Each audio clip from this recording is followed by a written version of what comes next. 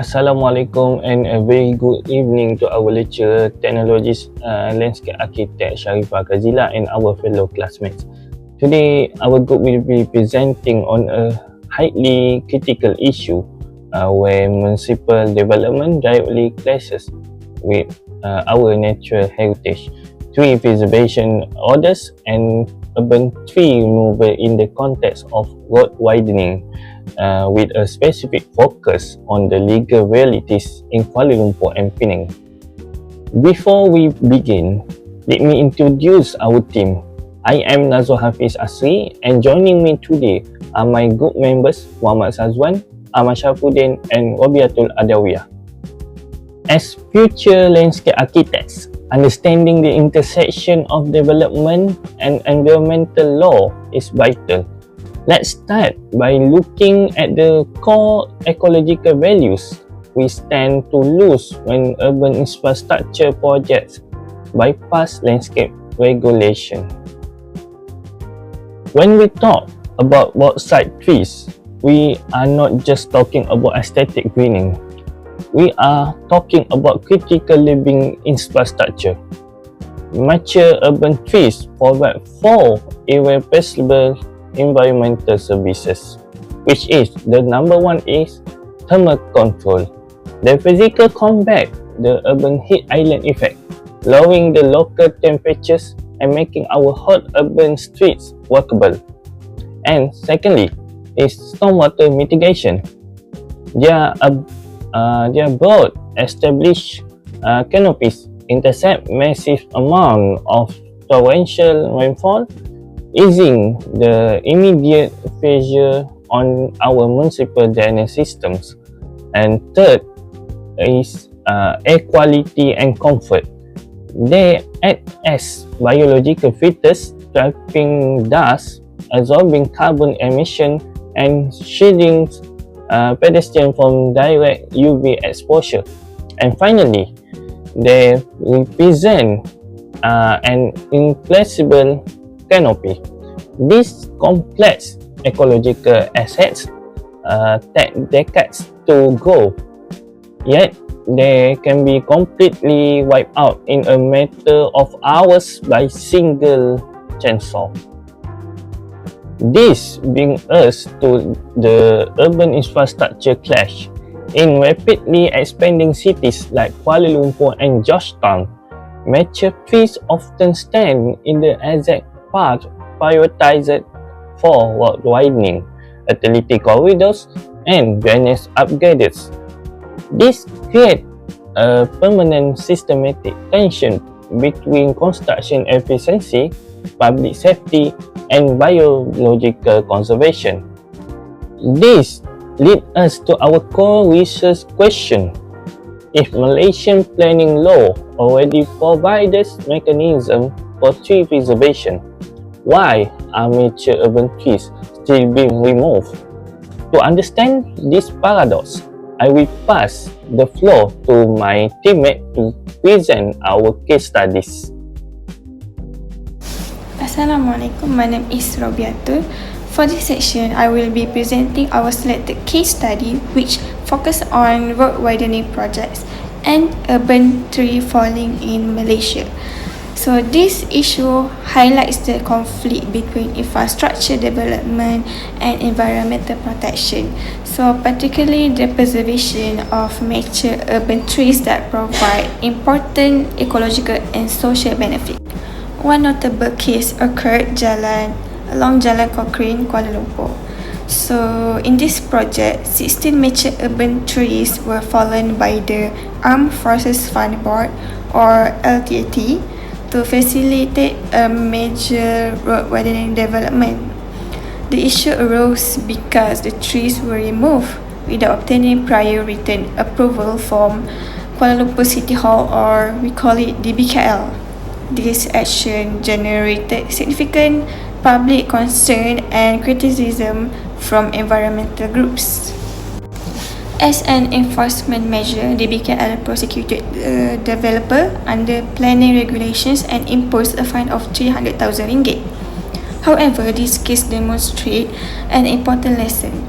While financial penalties may discourage future violations, they cannot immediately replace the lost tree canopy, wildlife habitat, biodiversity value, and cooling effects that mature trees provide to the urban environment. Another example can be seen in Penang, where road expansion and transportation infrastructure projects have frequently faced objections from local communities and environmental organizations. The main concern is that mature trees are often viewed as obstacle to development rather than valuable nature infrastructure. Although transportation improvements are necessary for urban growth, excessive tree clearing can lead to environmental degradation, increased urban heat, reduced biodiversity, and poorer quality of life for residents. This case highlights the need for a balanced approach between development requires and environmental conservation. So from all these case studies, several important landscape planning lessons can be identified, which is the first one is proactive design. Tree protection should be considered during the early stage of project planning by identifying root zones and significant trees early, so designers can adjust layouts before major engineering decisions are finalized. Second is unified planning. A board's assessment with tree retention plans and canopy evaluation studies should be integrated into planning submission from the beginning. This allows informed decision making and reduce conflicts during the implementations. So third one is avoiding late stage mitigation. Tree conservation should not be treated as a last minute solution. Once roads, drainage system and utilize have been designed, it becomes much more difficult to protect existing trees effectively. So all these lessons emphasize the importance of integrating environmental considerations into the planning process rather than addressing them only after problems occur. So next slide, which I will explain on nature of the issue and conflicts. The issue of urban tree removal involves several interconnected conflicts. So the first conflict is short-term development speed, which removing trees often simplifies construction process, reduce project delays and lower costs. However, this approach ignores the long-term environmental services provided by mature trees, including shade, carbon sequestration, stormwater management, and temperature regulations.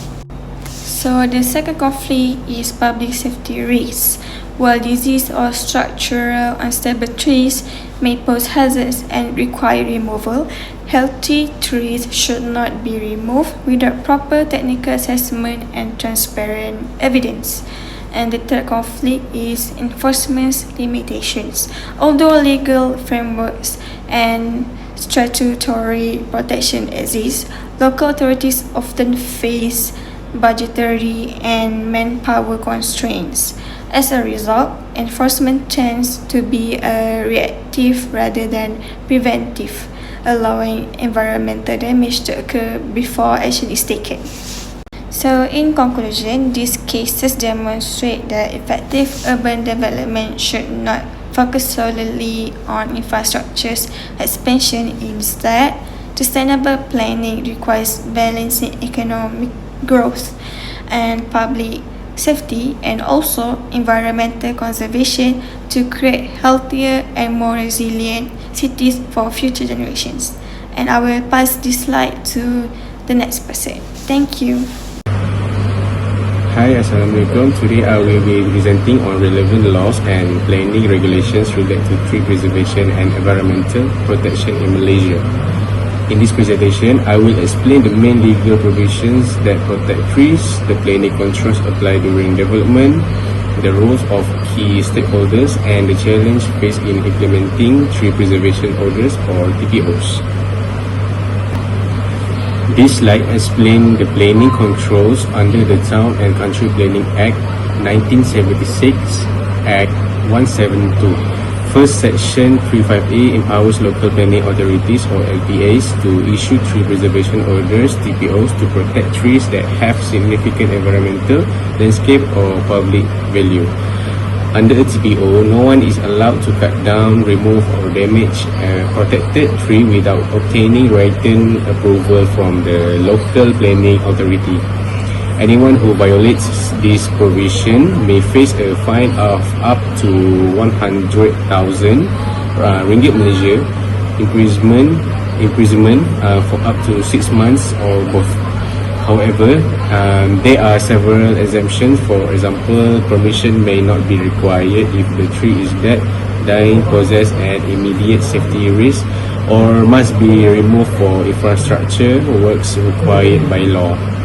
Next, Section 35H provides automatic legal protection for any tree with a trunk girth exceeding 0.8 meters, even if it's not covered by a tree preservation order. This demonstrates that mature trees are recognized as valuable assets that should be preserved during urban development. This slide focuses on planning permission controls during the development approval process.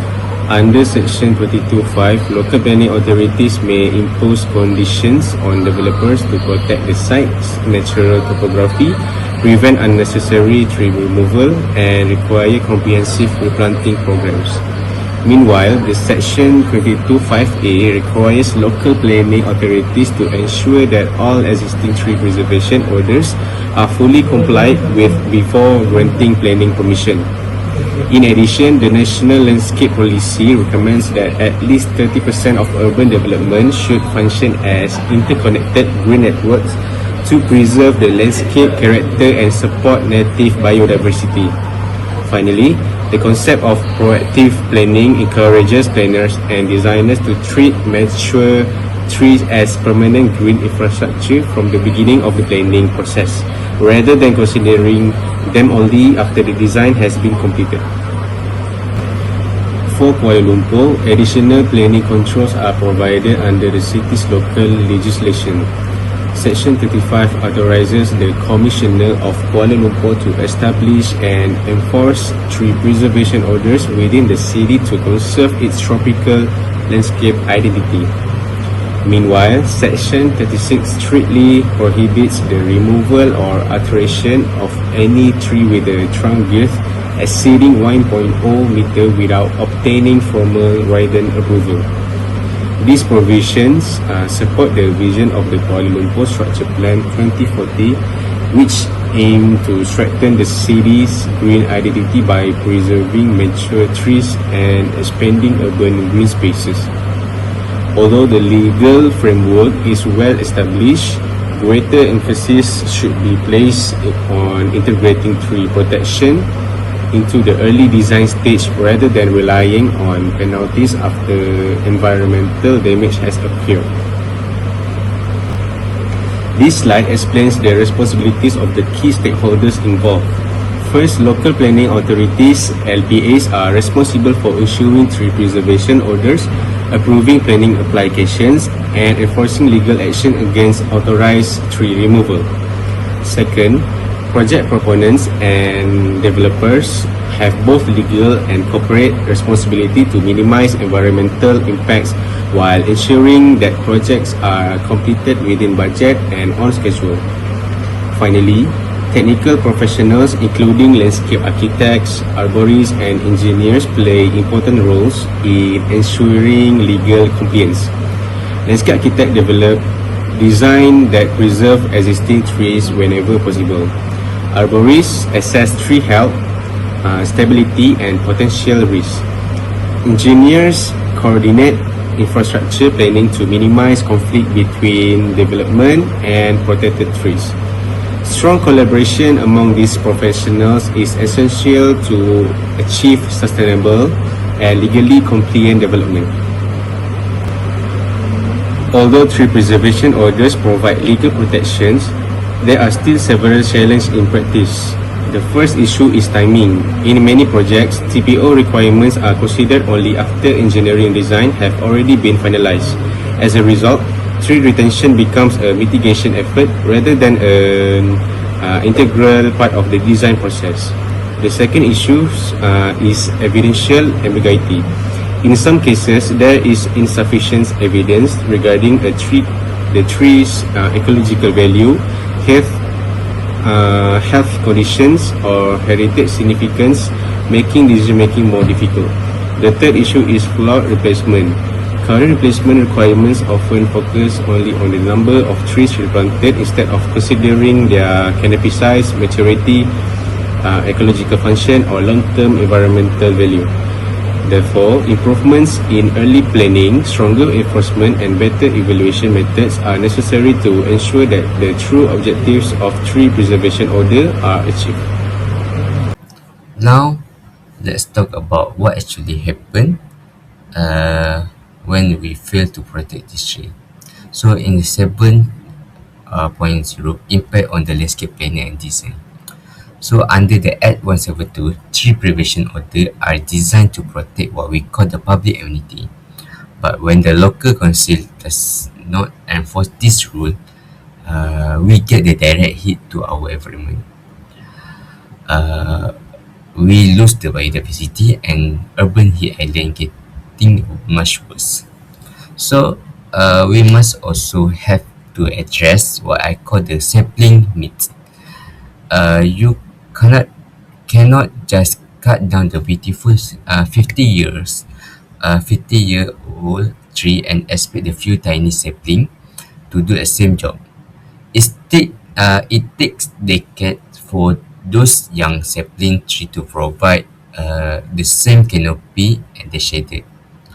Ultimately, when the public sees a healthy tree chopped down with no clear explanation, it completely ruins the public trust in our local authority. So, how do we fit?